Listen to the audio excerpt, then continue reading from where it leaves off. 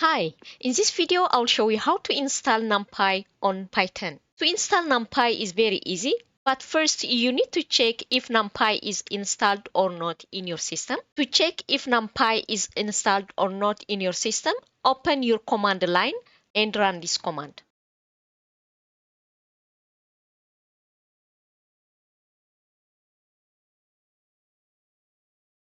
If you get this error, then you may not have it installed in your system. To install NumPy, type pip install NumPy.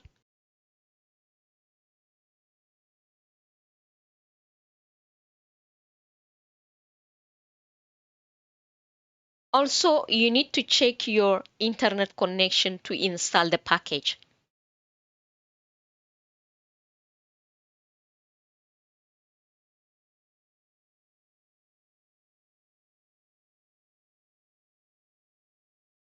Now go back to your first window.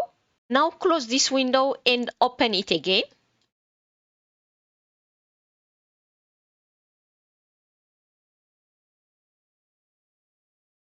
Now type Python.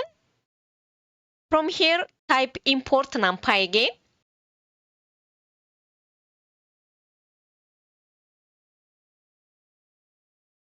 As you can see, the error is gone.